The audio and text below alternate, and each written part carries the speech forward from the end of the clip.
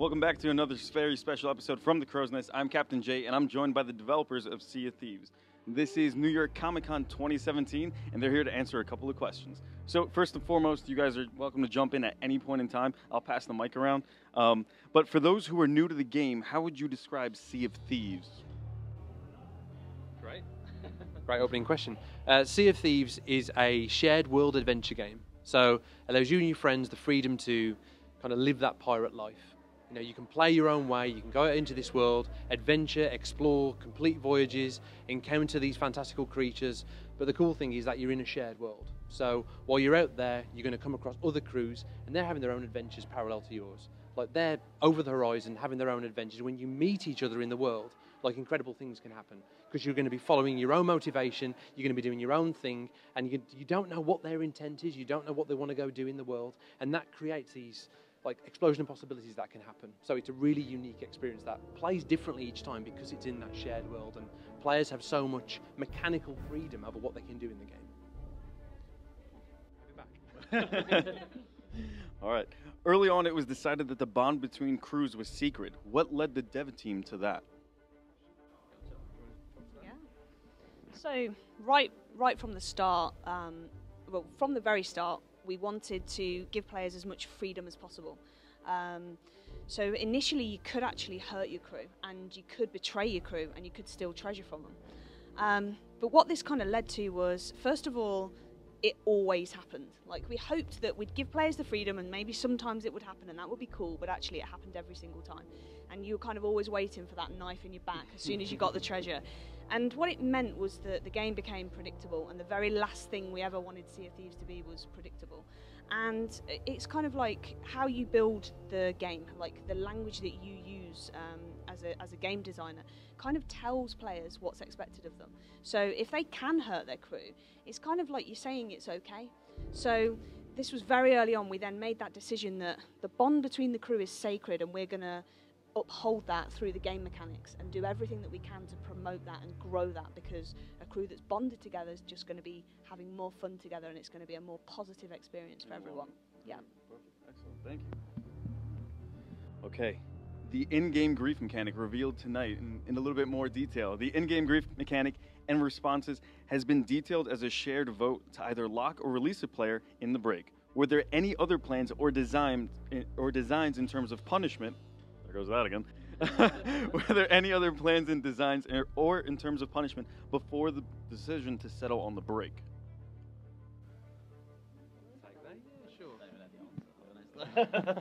I think, well, you said something similar earlier. I think, like, when it comes to anything in the game, you know, mechanics are like that. We spend a lot of time considering what the right approach is for Sea of Thieves, and you know, things get suggested all the time on the forums. We read it. You know, as a design team, we get together and we consider, you know, literally do a blow-by-blow account of what are the pros and cons of each approach, what feels most natural and intuitive in the Sea of Thieves world.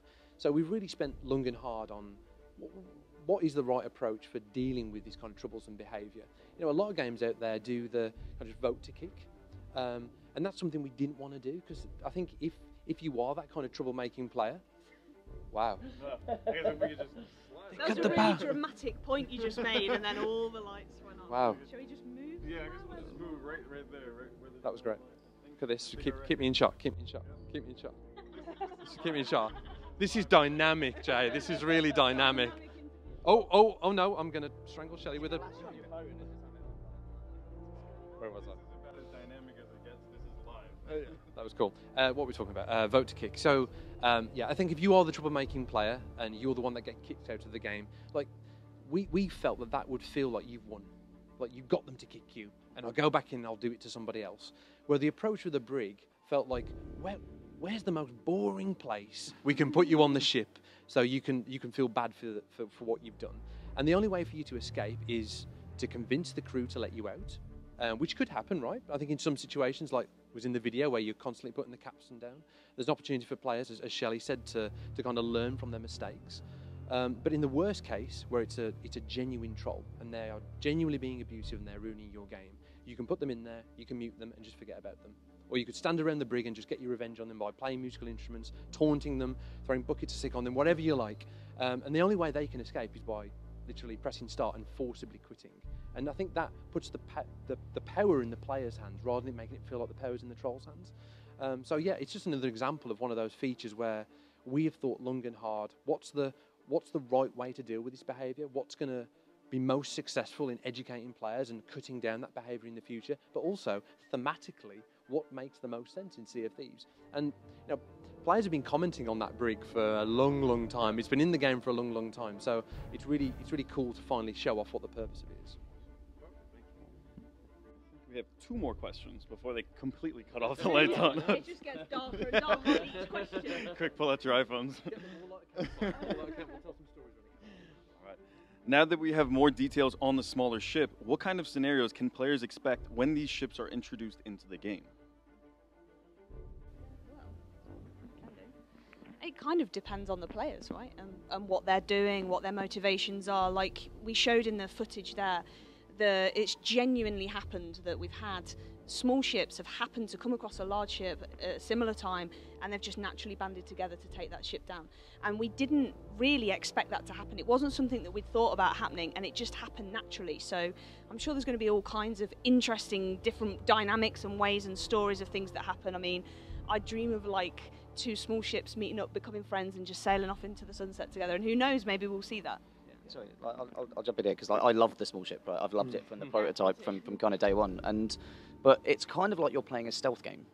Like that's kind of how it feels because you like Shelley talked about earlier in the panel. Like you're lower in the water. Like you can probably see other ships before they see you. Like, and not only that, you can use islands almost as cover. Right, like you're kind of going from point to point, and you can, because your ship's lower in the water, you can hide one side of an island and they can't see you. Whereas a bigger ship, you'll be able to see the sails and stuff. And so like when I play with it, that's kind of how I kind of behave, right? I use the environment to kind of to hide me and allow myself to kind of almost go about like stealthily in the world. It just makes you a bit paranoid. Yeah. On the small ship, because you feel so vulnerable. But it's such a different experience, but it's still in the same game. Like, and we've been playing for so long now, with the bigger ship and with that experience, that cruise ship. So I think it's going to be for us, it's always exciting when we put new features in the game. What are players going to do with this, right? Like, because we see things that are unexpected. And the stuff we've talked about, about kind of the banding up or kind of stealth stuff, that's what we've seen. But we're a limited selection of players, so we're looking forward to seeing more, right? And so getting that into the alpha and seeing what does it do to the experience? Do people jump to playing with that for a while and then migrate back to the bigger ship, or how is it going to change people's behaviour? Like, we're going to be testing that and seeing, right? So super exciting. Yeah. Look, I think you kind of hit the point there of it's not, you mentioned in the panel, it's not mutually exclusive. Like, if you want to, like, when your friends are online, play on the large ship and then go back down to the small ship when they're not online, like, it's about giving you the freedom to play how you want to play. And there will be players who kind of see Sea of Thieves, they see our trailers, and they just love the idea of getting lost in this pirate world. And for them, maybe they're a little bit cautious around multiplayer. They come into the game, they play on the small ship, they've got complete freedom to play the whole game that way if they want. But because they're in that shared world, they might meet some players on the ghost ship. They might see a large ship, this large galleon in the world that looks awesome with its 8 cannons and it's sitting high out of the water, and it's just a great advertisement for, well, I want to be on that ship. Well, but there's that natural incentive there. Well, you can be on that ship, but you need more people to crew that ship together. So the small ship as an option for players, that they, based on their mood, they'll choose to play. He agrees. He's just heard that there's a small ship coming in. That was exclusive. But also, we see the small ship as, for some players, it's the first dipping of the toe in the water. You're dipping the toe into this multiplayer world, and then that could be the start of you making connections in Sea of Thieves, making friends, and then eventually working your way up to the big ship and playing that way and playing with a regular group of friends. But the cool thing is, it's completely in your hands. You don't have to do that. Like, you could stay on that small ship forever if you want to, completely able to.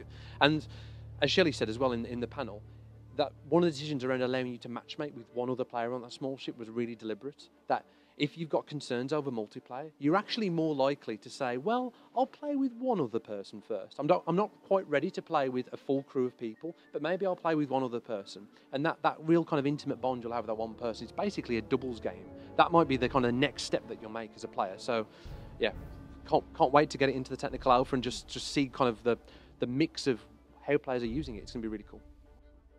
And that actually answered my last question. So I want to thank you very much for granting me your time. And for more information, either visit thecrowsnest.guru or head on over to seaofthieves.com. And if you're not already part of it, join the Insider program to jump in today.